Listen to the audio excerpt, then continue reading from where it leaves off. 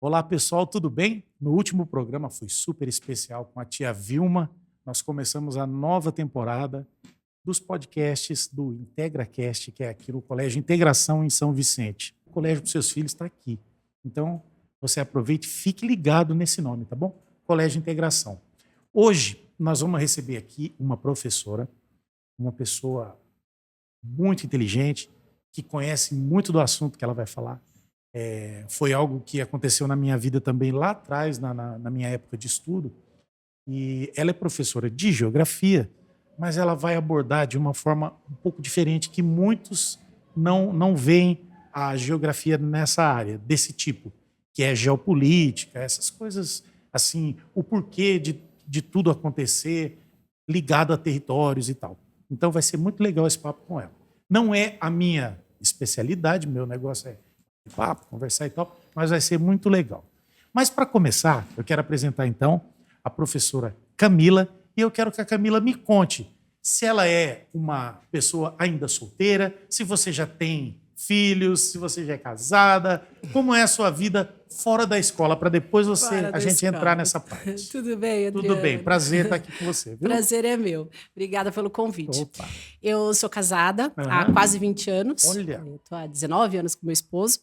Tenho uma filha de 8 anos, que estuda aqui. Olha. Estuda aqui no Tá período perto da manhã, mamãe. graças a Deus. Qual o nome da filha? Lorena. Lorena. Beijo, Lorena. E estou nessa área desde 2006, com algumas pausas, né? Com algumas pausas. Mas eu estou na área da educação, pelo menos entre idas e vindas. Quando veio a filha, você deu uma paradinha. Não, isso, na verdade foi antes. Foi tá. antes. Veio antes. Quando eu tive a Lorena, eu já estava engrenada na área da educação. Entendi. Legal. E me conta, qual o período que você fica aqui dentro da escola? Isso deve consumir muito seu tempo. Sim. E ainda tem o tempo, se bem que a filha tá aqui, né? Fica pertinho, ela fica mas... meio período, aí o meio período ela fica, né? Meu esposo cuida dela. Mas eu fico o dia todo, os 2 períodos, da manhã e da tarde. Certo. Né, minha média de aula aí é quase que a carga completa, são as quartas-feiras à tarde que eu não estou. Aqui o colégio tem curso à noite? Não. Não. Nada à noite? Não. Só durante manhã só manhã e tarde? Só manhã e tarde. Mas mesmo assim, bastante tempo para você. Eu sou professora a partir dos 4º anos até o 3º do ensino médio. Então, são muitas turmas. Entendi. Como eu sou daquela parte da época mais antiga, né? Eu nasci em 72, então mudou muito o lance do... Tinha o prezinho, a primeira, a segunda, a terceira, a quarta. Como que é agora? Me explica. Mudou. Mudou. Na verdade, na minha época era assim também, né? Nós íamos até o 8º ano, né? O quinto, na verdade, o quinto é o 6º ano agora, se eu não me engano. Eu sei que avançou, né? Avançou um ano, é isso? Avançou um ano. Tá. Agora nós temos o 9º ano, que antigamente era do 8º, você já partia para o ensino médio. Isso. Né? Hoje nós temos o 9º ano, porque, na verdade, avançou. Eu acho que, se eu não estou enganada, na parte da educação infantil é que foi aplicado mais uma. Porque antigamente você já fazia o pré e já entrava no primeiro ano. Tá. Hoje em dia tem nível 1, nível 2, aí depois pré, e aí tem outros nivelamentos dentro da educação infantil. Acho que é isso que avançou também na minha área, né? Que legal. Então quer dizer que a formatura do primeiro grau não é mais na 8ª? Não, é no 9º ano. No 9º ano. Olha, então eles se formam do nível 2 para o primeiro aninho, depois do 5º ano para o 6º ano, que já é para o Fundamental 2, e depois do 9º ano para o primeiro do ensino médio. Entendi. Então aquela piada que as pessoas falam que a 5ª série nunca sai da gente, a 5ª série agora é a 6ª. Fundamental 1. Não, é que você ainda se mantém no Fundamental 1, no Fundamental 1, entendi. Você não parte para o Fundamental 2. Entendi, que legal. E falando assim da sua matéria, né? Eu queria que você fizesse assim para o pessoal de casa, inicialmente, uma explanação da diferença entre a geografia tradicional, que ainda é, como é que se diz, cultivada, respeitada, claro, mas com essa geografia mais... Seria humana, eu poderia dizer? A geografia ela é dividida tem 2 vertentes, que é a geografia física e a geografia social. Na minha época, você deve ter passado por isso, a Uhum. geografia era muito focada para a geografia física, que são as características voltadas para as coisas naturais. Uhum. Né? Então, a gente estudava muito só biomas, as questões das vegetações, Uhum. relevo, clima, muito a questão física. Certo. E de um tempo para cá, né, a geografia ela vem abordando novos assuntos, Uhum. porque o que as pessoas não entendiam e que não entendem ainda hoje, né, eu levo isso muito para a sala de aula, é Uhum. que as duas elas andam juntas. A geografia social, que engloba a geografia, a geopolítica, Uhum. né, as questões sociais no geral, Uhum. né, inclui até conflitos, ela está associada às questões físicas. Tá. Né? Se um país ele se desenvolve é porque ele tem determinados recursos. Uhum. Né? Se acontece algum conflito é porque há necessidade de determinados recursos, muitas Entendi. vezes. Então, uma coisa ele leva a outra, Uhum. eles andam juntos. Né? Certo. Entendi como é. Já que... E essa diferença de uma para outra? Essa geografia... como é que você disse? A física e a social. Física e a social. Eu quero tocar no da social. Certo. A social ela está muito relacionada com o desenvolvimento de um país, dependendo daquilo que ele tem para exploração mineral, solo, clima, tudo Sim. isso. É isso. O que é de entendimento é o seguinte: os países eles precisam ser vistos, a grande maioria, né? Uhum. Tem uma minoria aí que não posso incluir no que eu vou explicar, Uhum. mas a grande maioria é vista como uma grande empresa. Você vai divulgar aquilo que você tem, você quer Certo. vender aquilo que você produz, Uhum. e para você comprar, você quer os melhores com o menor preço. Uhum. Então, para que ela seja bem vista no mercado comercial, Entendi. ela vai depender daquilo que ela vai oferecer e a qualidade do que ela vai oferecer, seus acordos econômicos entre as outras empresas, que nesse caso outros países, e o que ela consegue comprar de melhor qualidade com menor preço. Entendi. Então é uma disputa. Quanto mais território você tem, teoricamente, a possibilidade de você ter mais recursos e se dar melhor nesse mercado comercial é Entendi. maior. Então, nesse ponto, o nosso país é abençoado. Muito abençoado. O Mas Brasil é muito incrível, abençoado. né? Aqui na nossa região, em termos de minério, essas coisas, você acha que com o passar do tempo, né, com toda a exploração que nós tivemos, com a modernidade de máquinas e tal, você acha que aqui, costumam falar muito aqui do Vale do Ribeira, dessa região mais isolada, ainda tem muita coisa? Você acha que ainda tem muita riqueza no solo brasileiro? Ou ele já está muito desgastado? Não, acho que a gente tem bastante coisa a ser explorada. Uhum. O problema da nossa... acho que não é um problema, na verdade, Uhum. é algo que precisa ser discutido. A questão muito ambiental, né? A Mata Atlântica é um dos biomas mais devastados do Brasil. Sim. Né? Está o mais. Então, há uma proteção ambiental para se manter isso. Então, é difícil a gente também querer, porque se você vai para um desenvolvimento econômico, você vai precisar construir, investir, criar empresas, comércio, e em contrapartida a natureza vai sofrer com isso. Sim. Como nós estamos aqui na Mata Atlântica e é uma área de proteção ambiental, é difícil falar sobre evolução econômica indo para essa área, porque nós vamos afetar o meio ambiente, existe toda uma legislação, né, que faz essa proteção. Entendi. E então, assim, e vamos pensar agora então um pouco fora. Vamos falar aqui próximo do colégio, próximo da nossa região. Nós estamos dentro do estado de São Paulo. Certo. O estado de São Paulo, saindo daqui desses grandes...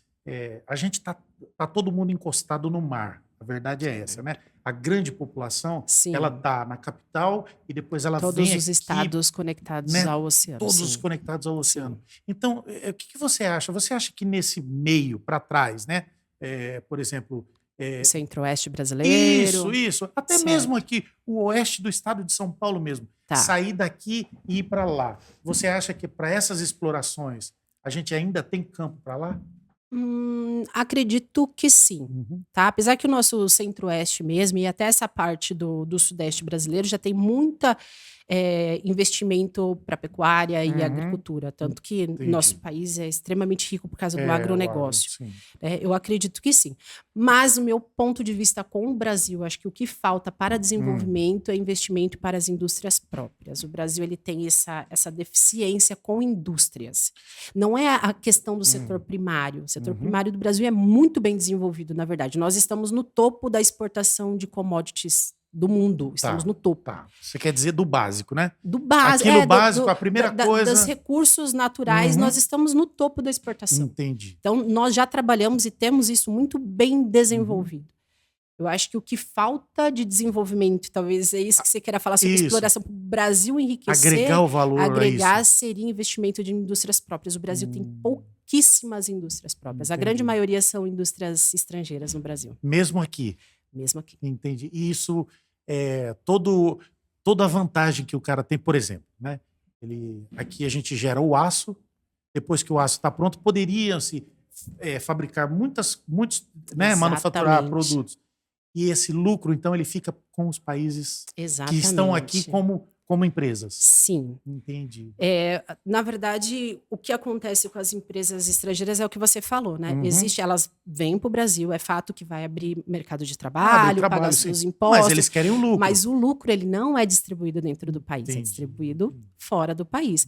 Uma outra coisa é a nossa balança comercial. O Brasil exporta muito. Ok. Mas se você for ver o preço de uma saca de café, né? Quanto café precisa para comprar um iPhone? Exatamente, porque aí eu tenho que importar carros, por exemplo. Então, a nossa balança comercial tem um déficit gigantesco para nós. E você acha que isso se perdeu? Ou nunca teve essa progressão para essa industrialização de fato? Eu acho que o Brasil investiu num período sobre a industrialização e depois nós paramos. Né? Acho que nunca foi o foco do Brasil esses incentivos. Eu sei que é difícil falar de industrialização num país onde a grande maioria é classe média, né? Ou baixa, classe baixa ou classe média. Mas eu acredito que determinados investimentos públicos ou incentivos, que é o que acontece muito lá fora, né? Subsídios para empresas menores, investimentos até para o setor agrícola, fazer pequenas empresas associadas ao setor agrícola também. Nós não temos, pelo menos não é divulgado esse tipo de coisa sobre esses investimentos para empresas no Brasil. Entendi. Inclusive, o que aconteceu nos Estados Unidos, que teve essa volta... veja bem, quando a gente está conversando aqui, embora tenha a abordagem da geopolítica, a gente não está falando aqui de político, de partidário, nada a ver, nem muito menos ideológico, é apenas constatação, né? Exatamente. Do que está acontecendo no mundo. O que a gente vê, o Donald Trump, por que ele voltou?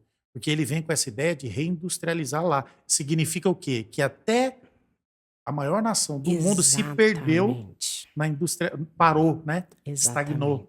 E agora ele está tendo que fazer tudo isso para que aconteça novamente a industrialização. E o nosso país é um país tão jovem, né? Poderia traçar esse caminho. O que ele está fazendo lá, o que o Trump está fazendo, e é bom você até falar, nós vamos comentar aqui sobre estratégias de países com ideologias diferentes. Sim, claro. Não é? E não seguir por um lado ou por outro, apenas constatar o que está acontecendo. O que o Trump está fazendo se chama protecionismo de mercado, coisa que o Brasil faz muito isso, muito. A ideia do protecionismo não é uma coisa ruim. O que é o protecionismo? Você taxa produtos estrangeiros para que o seu mercado interno ganhe força, né, e continue circulando aqui, porque senão a gente começa a perder, as indústrias próprias começam a vender menos, porque produtos internacionais estão chegando aqui num preço mais acessível, com uma qualidade melhor, e aí começa a quebrar o nosso mercado interno. E aí nós já fazemos isso. Mas o Brasil ele trabalha de uma forma, como nós não temos muitas indústrias próprias, travar produtos estrangeiros chegando no Brasil pode ser um tiro no pé, porque aí a população ali não consegue ter acesso nenhum e nenhum outro. Né?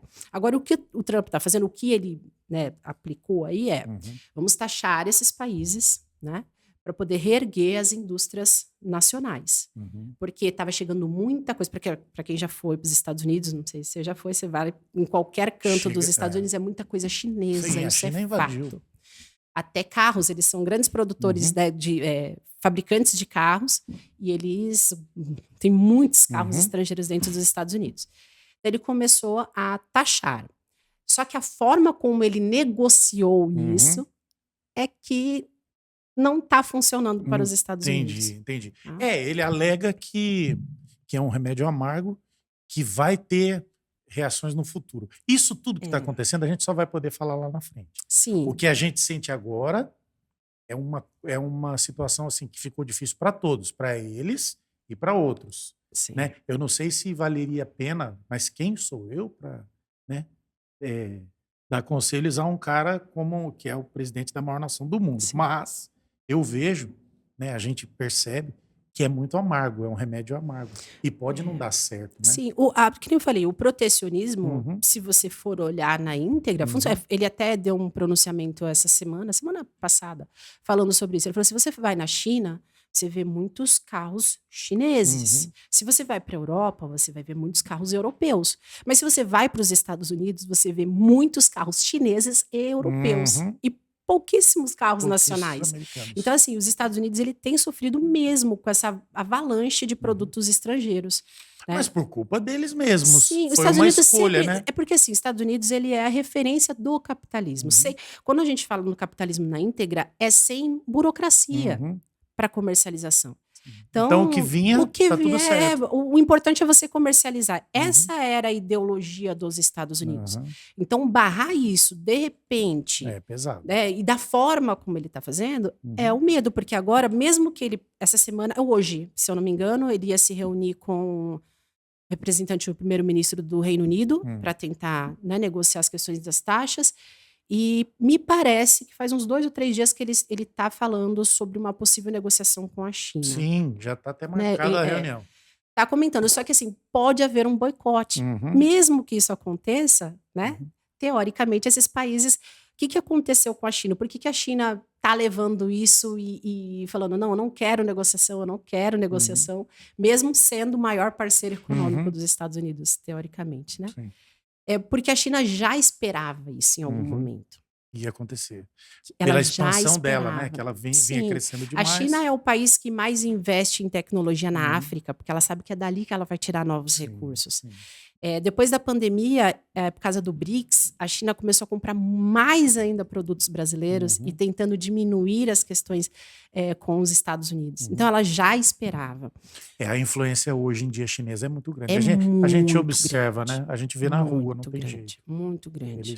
Eles estão aqui mesmo. É fato que o presidente Xi ele é um dos representantes de Estado mais inteligentes. Assim, a forma como ele trata a questão comercial Não, eles são alto nível nisso, né? No comércio, na forma de negociação, eles são alto nível. E é isso que está acontecendo. Agora, falando um pouquinho daquela coisa que você disse que tudo é importante para a geografia, né, para a história, não só a parte física, mas também a parte, desculpa, como que você diz? Social. Me conta assim um pouquinho, que às vezes na aula, às vezes a pessoa não gosta, tem sempre aquele aluno que senta no fundão e tal, que não gosta, mas conta um pouquinho pra gente a história do nosso país, do nosso Brasil. A gente sabe que o Uruguai era Brasil. A gente sabe que a gente, quando fala a Amazônia, a gente sabe que a Amazônia vai muito além do Brasil. Né? Eu queria que você me contasse assim, um resumo rápido do que foi o Brasil, como surgiu e como ele se desenhou dessa forma que ele é hoje. É engraçado assim, porque o Brasil, boa parte, né, do nosso território, ele foi explorado pelos espanhóis, né? Os espanhóis, eles desceram desde onde é o México atualmente. Tanto é que e foi seguindo toda a América, tudo. né? Toda a América Latina, ela tem influência espanhola. E nós ficamos, né? A pequena parte litorânea... E por que ela se dividiu tanto, a espanhola? E a portuguesa se consolidou? Exatamente. Na verdade, por causa disso, quando você tem um território muito grande, é difícil de você administrar. Então eles não conseguiram. Eles não conseguiram dar conta de um domínio. Mesmo porque, se você olha Portugal e Espanha, são países muito pequenos. Imagina você dominar um território gigantesco como aquele, né, como esse da América Latina, para você manter o controle era muito difícil. E nesse período da exploração, outros países também tentaram invadir aqui. Né? Então, ter esse controle era muito difícil. Entendi. Então, eles foram deixando vulneráveis e ali foram se desmembrando territórios.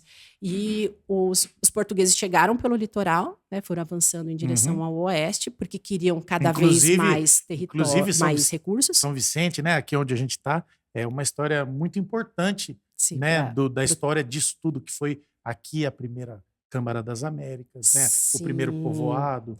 Sim, a primeira porque cidade do Brasil. Acontece que a gente vai continuar o assunto, mas só lembrando, é que vai surgindo as coisas assim, eu quero ir pontuando.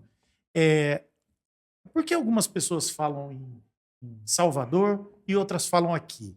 Qual que é a diferença? Porque quando disso? eles chegaram, os portugueses chegaram, eles não chegaram por aqui, foi lá pelo mesmo. Nordeste, foi. Tá.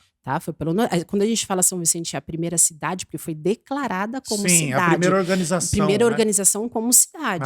Mas eles chegaram pelo Vai explicar, Nordeste. Tá vendo, gente? Eles chegaram pelo Nordeste. Porque um dia, agora eu vou falar de entretenimento, um negócio totalmente. Teve um aniversário de São Vicente, um aniversário muito. Foi uma data muito marcante. Eu não me lembro se foi 470, 480 anos, alguma coisa do tipo. E veio um show de um artista soteropolitano, né? Um artista de Salvador.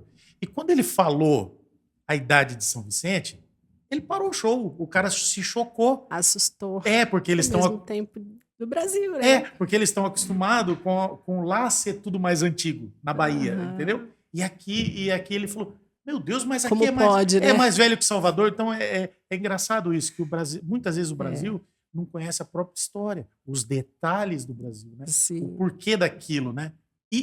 E você acredita que o desenvolvimento do estado de São Paulo, da região sudeste, foi mais por causa disso? Pela organização? Sim, foi por causa da organização. Porque eles vinham, pegavam os recursos daqui e levavam de volta para a Europa. Certo. Então, eles precisavam estar perto, primeiro porque por causa das florestas, né? Era muito difícil ir em direção para o oeste. Tá. Então, essas primeiras civilizações, realmente, essas sociedades, elas ficavam perto do litoral, até porque era mais fácil levar esses recursos para a Europa. Tá. E aí, quando esses recursos começaram a acabar, ou então já não era mais tão interessante para eles. E levaram muito. Muito. Já aí imagino. eles começaram a ir em direção ao oeste à procura de novos recursos. Aí começou o processo agrícola para café, porque até então era cana-de-açúcar, né? Para o Brasil, cana-de-açúcar, que é do litoral. E aí, em direção ao oeste, aí começou a exploração para o ouro, né? A agricultura do café. O ouro não foi inicial? Não, não foi inicial. O inicial, pau-brasil e cana-de-açúcar, que é do litoral, específico do litoral. Entendi. Era o que era daqui mesmo, né? Que daqui. bacana. Então, e falando disso de Brasil, das formas e tal, por que é tudo curiosidade que eu sei que a pessoa está lá do outro lado, às vezes ela procura que nem louco e não acha a explicação direta do negócio. Por que o Uruguai era brasileiro e não é mais? Na verdade, isso até é uma coisa que muita gente fala até em relação ao Sul, né? Até alguns anos atrás o pessoal falava sobre essa questão do desmembrar. Separatismo. Exatamente. O Uruguai, eles não é que não se identificava. Questões climáticas, a questão climática, ela está associada também à forma de sociedade, tá? Então, eles não se identificavam com o pessoal do norte, do nordeste, e eles foram incentivados pela Argentina para ser desmembrado. Porque para os países que são, né, nossos vizinhos, num período de exploração territorial, o Brasil é uma ameaça. Né? Uma ameaça. Então, conforme... Quanto mais dividido, melhor. Exatamente. Quanto mais dividido, melhor. Entendi. Então, foi um incentivo em relação à Argentina para essa separação do Uruguai. Basicamente foi... Entendi. Outra curiosidade que as pessoas têm demais. Por que o Acre tem aqueles risquinhos assim? É direto a divisa dele. É que o Acre foi negociado. É legal falar isso, porque quando a gente olha o mapa do Brasil, parece que foi uma criança que desenhou, né? Sim. Não tem, os limites, eles não são com linhas retas. Sim. Se você olha o mapa dos Estados Unidos, por exemplo, os estados, eles são quadradinhos. Sim, ele é bem mais... Porque eles foram negociados. Na grande maioria foi separado de forma negociada. As formas da distribuição de terra dos Estados Unidos, eles usaram uma forma de distribuição e negociação. o Brasil foi muita disputa territorial interna. Então, quando há uma disputa territorial, é difícil você delimitar uma coisa exata. Exata. Então, influencia e aí, o Acre, rios, montanhas, né? E o Acre, ele foi negociado com a Bolívia. Então, por isso que ele tem um formato um pouco diferente dos demais. Assim Era da Bolívia. Qual é o país que nós temos também? O estado que foi negociado nos Estados Unidos é o Alasca, não é isso? Que o também Alasca. foi comprado. Ele foi comprado. O Acre, ele foi comprado, então? Ele foi. Uma parte comprado mesmo e outra parte negociado para que a Bolívia utilizasse o nosso território, porque a Bolívia é um país que a gente chama de sem saída, ele não tem conexão com o oceano, nem com o Pacífico, nem com o Atlântico. Então, para esses países que eles não têm saída, é difícil a evolução econômica, porque boa parte da importação e exportação... naquilo que a gente está falando. Exatamente, importação e exportação vem do mar. E aí, para que ele usasse uma parte do oceano, ele precisava usar o nosso território. Entendi. Então, o Acre ele foi negociado por esse motivo. Entendi.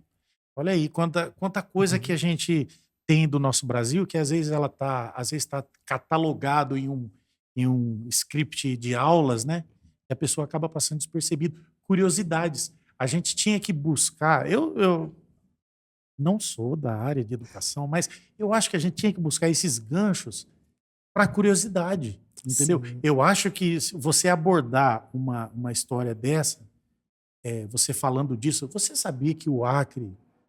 Eu acho que acende a curiosidade, porque o povo gosta da fofoca. É uma fofoca institucionalizada, entendeu? Você sabia que o Acre era da Bolívia, né? Professora... Até a questão da geopolítica agora, eles me procuram muito, porque para eles é fofoca, isso tudo também. Sim. Ai, você viu que o presidente fez isso? E o outro presidente? Ai, mas o que você acha? Eles têm essa questão da curiosidade mesmo. Essa semana até um aluno me procurou, aí falou assim, você viu o que está acontecendo? Então quer dizer que o Brasil vai começar a vender muito mais e a gente vai se dar muito bem, tá? E aí você tem que explicar como que funciona. E disso que está acontecendo no mundo, né? Do Trump... dessa variação que tem, um período a esquerda toma conta, outro período a direita, e vai tendo essa variação, e principalmente isso que está acontecendo agora com os Estados Unidos e o mundo. O que você, como uma profissional dessa área analítica, você acha que vem por aí? Você vê uma recessão? Você acha que o Trump vai fracassar? Veja bem, não é política do que eu estou falando, eu tá? sei. Não, a gente está falando de ideologia, a gente está falando de estratégias que podem dar ou não certo. A gente pode até tirar o Trump dessa e deixar os Estados Unidos como país, né? Como potência. Você acha que eles estão seguindo um caminho que vai dar positivo lá na frente? Você acha que a China vai recuar porque ela sabe da importância do negócio ou não? Eu queria que você me falasse assim, o que você vê de mundo. Eu vou ser bem sincera que sim, eu estou tentando acompanhar porque está indo na contramão de tudo que a gente tem como perspectiva. Então, só uma coisa que eu vou te falar. Esse lance de quando está na contramão é justamente o que eu falo, o meu pensamento. Eu vi muita coisa na vida, na contramão acaba dando certo. E a gente se surpreende. Então eu queria que você me contasse a sua analogia disso, a sua análise desse cenário. Então, essa estratégia, como eu falei, do protecionismo, uma hora ia ter que acontecer para os Estados Unidos, porque ele estava perdendo campo nessa parte comercial. Isso precisava ser feito. A forma, o medo agora é a forma como foi feito, se de repente os países não vão começar a boicotar produtos norte-americanos, tá? Uma coisa legal depois pra gente comentar é sobre xenofobia, porque isso tá desencadeando xenofobia aí nos países asiáticos contra estadunidense e estadunidense contra chineses. Sim, vai acontecendo com todos. Isso, a gente tem visto bastante notícias sobre isso. Então, a gente vai ter que agora ver como que, né, se houver mesmo essa negociação entre esses dois países, se teoricamente vai voltar a ser como era antes ou se outros países agora vão começar a boicotar produtos norte-americanos. Em relação à China, aí todo mundo fala que a China vai parar de comprar soja dos Estados Unidos e vai comprar do Brasil. Ótimo. Né? Para nós, economicamente falando, muito bom. Não só isso, como outros produtos também. A China já é o nosso maior comprador e a tendência com tudo isso é aumentar. A gente só precisa entender que tem dois fatores negativos nisso também, tá? Se produtos industriais, que muito vêm dos Estados Unidos, começarem a aumentar o valor porque não tem matéria-prima para ser produzido, essa produção começa a aumentar porque está maior, para nós vai chegar com um preço ainda maior desses produtos industriais. Então, a gente vai começar a ser afetado com a questão de produtos industrializados. E vai ser uma avalanche de produtos chineses no Brasil. Entendi. Porque a China hoje manda muito para os Estados Unidos. Se ela perder esse mercado, ela vai começar a mandar para os outros países que têm um maior setor de compra e vai mandar para o Brasil. E aí, na minha visão, eu não sei se eu estou certo, mas aí vai ser legal, muito legal para o Brasil, que nós vamos receber muita tecnologia, tudo. Por outro lado, a nossa indústria... É isso. Aí é o fim mesmo. Aí é o fim.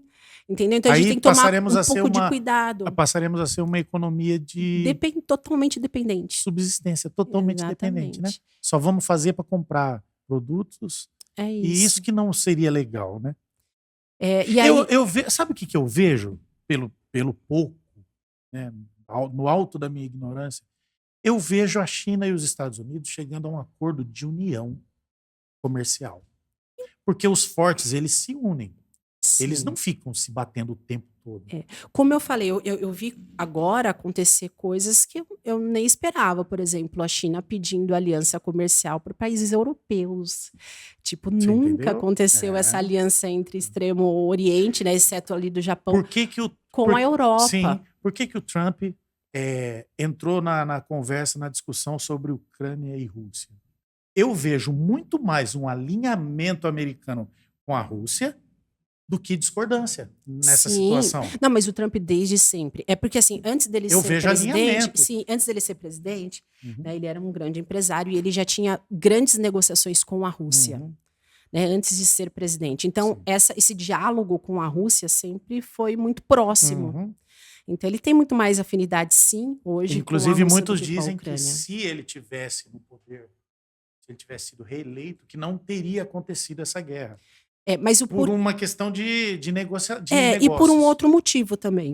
Porque os Estados Unidos patrocinou muito a Ucrânia na guerra. Tanto que ela sobreviveu até hoje com patrocínio dos Estados Unidos e europeu. E ele tirou, assim que ele entrou no poder, ele tirou isso. Ele cortou. Então, o que ele fala era isso. Não iria acontecer porque eu não iria patrocinar. Ele não ia estar na guerra mais. Porque ele diz que os Estados Unidos economicamente está fraco, né, vamos falar assim. E que essas coisas ele não pode gastar dinheiro agora com coisas que não seja para benefício do próprio Estados Unidos. Então, ele alega isso. Ele fala, tem muitas outras coisas. OTAN, boa parte do investimento da OTAN vem dos Estados Unidos e que outros países injetam um dinheiro menor, mas se beneficiam da mesma proporção. Então, ele alega tudo isso. Por isso que ele falou do protecionismo, que daqui para frente, o que é muito maluco. Porque a gente está vendo um país que é, né, o capitalismo na íntegra, aplicar o nacionalismo, vamos dizer assim, fechar. Mudou tudo. E ver um país que, né, vem da histórico do comunismo, que teoricamente deveria ser muito mais fechado, tipo, desesperado para comercialização mundial. Então, por isso que eu falo, tá tudo indo na contramão. A gente não tem como dizer exatamente o que vem por aí. Meu Deus. O que a gente consegue analisar é o que vai ser de positivo e negativo para o Brasil. Porque o Brasil é um país muito dependente. E devagando ainda mais, você acredita que possa um dia... Você acha que o ser humano é capaz de iniciar a Terceira Guerra Mundial de fato?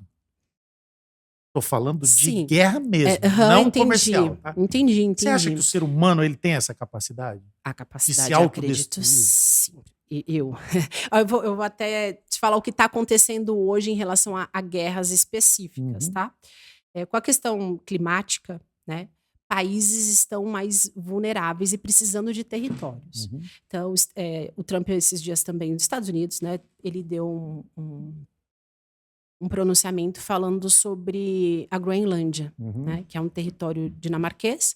Ele fala tem hora que eu falo, meu Deus. E aí ele fala, ele tá fazendo movimentações. Lembra que eu falei sobre o que a Argentina fez manifestação para que, né, o Uruguai virasse a mesma coisa. Ele fez isso com o Panamá.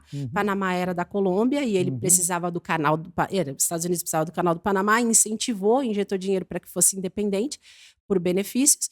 E ele está fazendo a mesma coisa agora com a Groenlândia, porque ele precisa daquele território, porque com o aquecimento global, essas áreas mais congeladas, elas vão começar a ser áreas mais produtivas. Sim.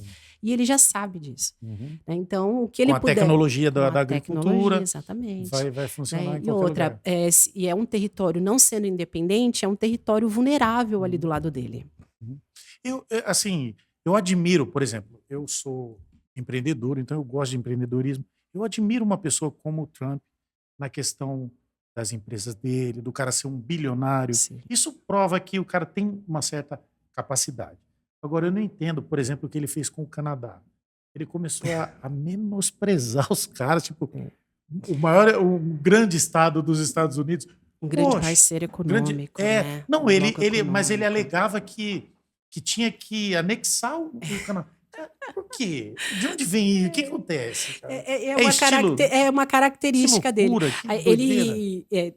Eu não li o livro dele, né? Aham. Mas as pessoas que leram falam isso, porque ele fala ali sobre algumas estratégias de negociação. Eu E a acredito que seja forma isso. dele é essa, é agressiva, porque ele fala que dessa forma ele deixa o adversário mais vulnerável e é ali que ele ganha.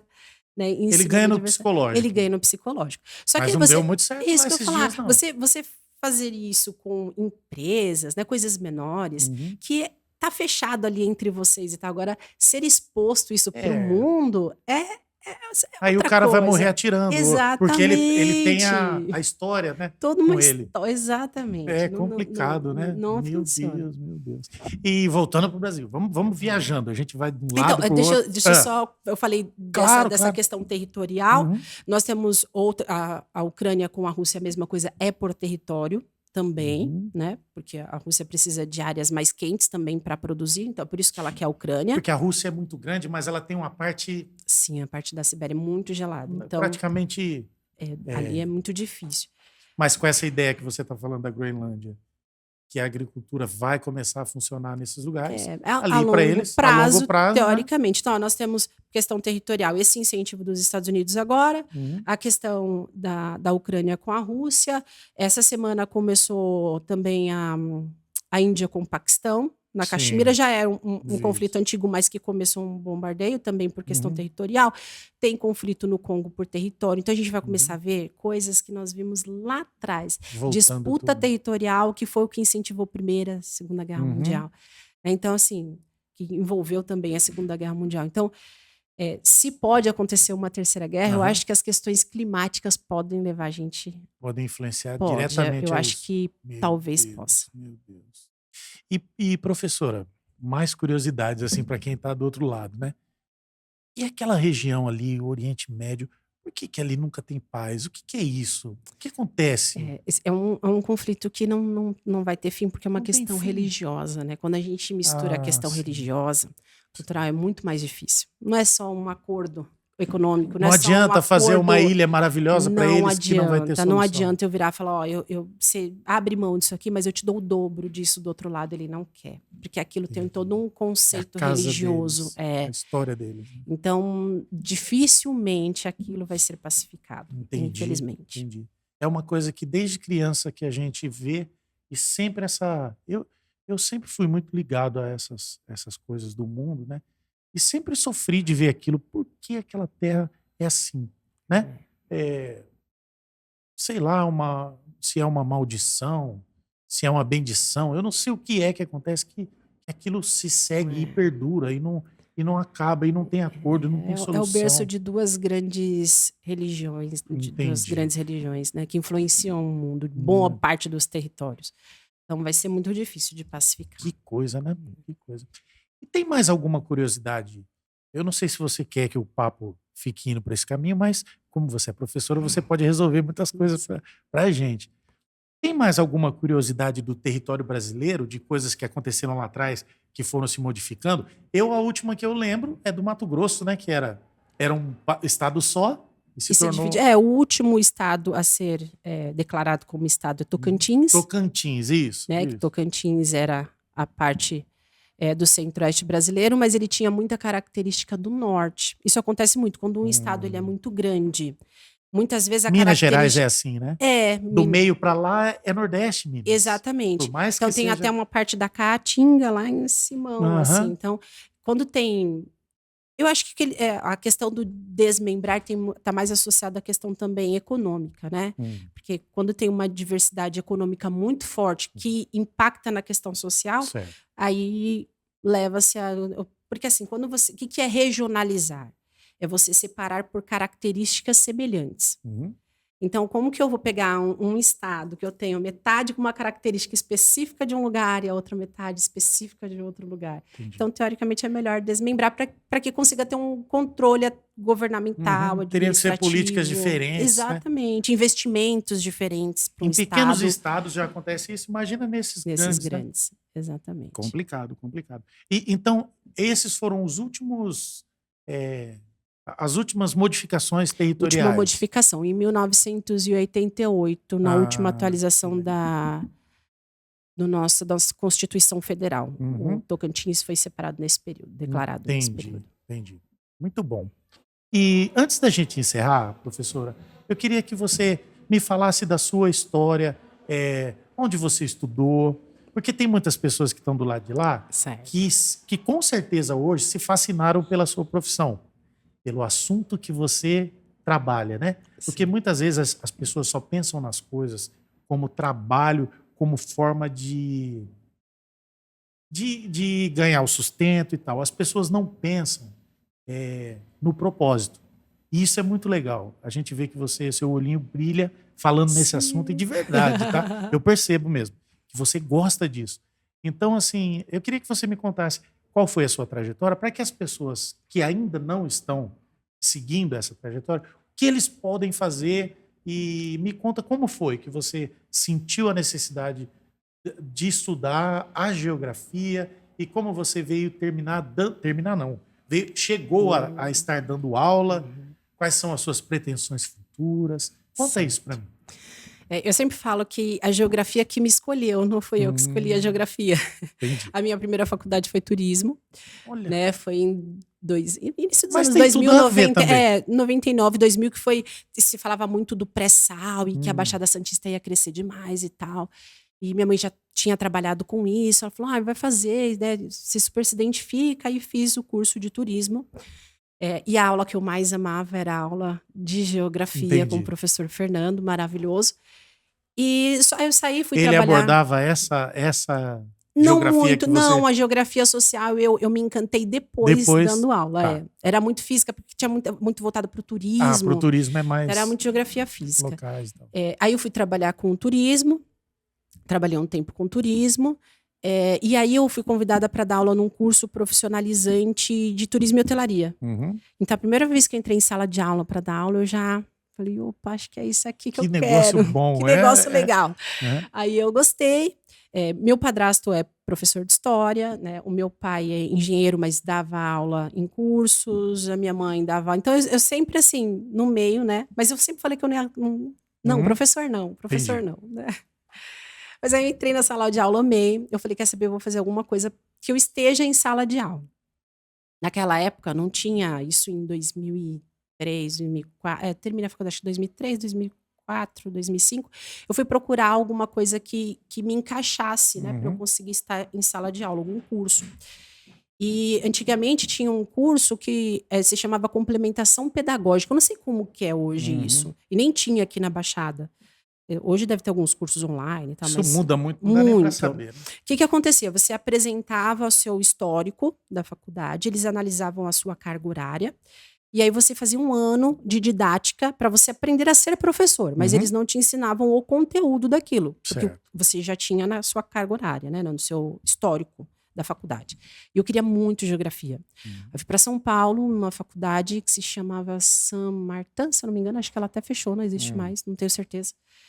E eles analisaram e falou, Camila, geografia eu já não... Assim, a sua carga horária para geografia é muito boa, só que é muito voltada para a geografia do Brasil. E a gente precisa que seja uma geografia geral. Mas o seu inglês, a sua carga horária de inglês foi aprovada, então a gente pode te dar licenciatura em inglês. Eu falei, gente, eu não sei falar inglês, você não tá entendendo. Eu não queria isso. Não quero inglês. Entendi. Aí ela sentou comigo e falou, sabe o que acontece? Quando você pega uma licenciatura, e quando você for fazer, porque naquela época tinha que ir lá na diretoria de ensino, fazer inscrição e tal, para pegar aula. Chega lá com a sua licenciatura, mas professor de geografia sempre precisa. Então, mesmo você não pegando o inglês, estando com a licenciatura, você consegue estar mais competitiva para conseguir pegar aula. Enfim, fiz o curso. Aí, quando eu fui fazer a inscrição, dito e feito, eu não peguei para história, mas para inglês, não peguei para inglês, mas quando eles bateram o olho na minha carga horária do turismo, eu pegava, acho que chama correlata, se eu também não estou enganada. Então, assim, todos os professores de geografia pegavam a aula, se sobrasse, eu pegava essas aulas. E daí em diante eu comecei a dar aula no estado de geografia dessa forma. Aí eu falei, fui dar aula para o estado, né? Fiquei dando aula no estado, aula em escolas mais periféricas. Só que assim, eu tinha 20 e poucos anos, maturidade, dava aula à noite. Então assim, eu passei por algumas coisas bem complicadas em sala de aula. Eu sei como é isso. Como eu te falei, eu tenho uma professora em casa também. Hoje ela não leciona mais, mas ela deu muita aula. E eu, como marido, ia buscar nos lugares difíceis, né, tarde da noite. Só a gente sabe o quanto é a luta de um professor, difícil, né? É bem difícil. Mas, por favor, continue. E aí, depois de um tempo, eu falei, acho que não é para mim, porque estava, né, me afetando.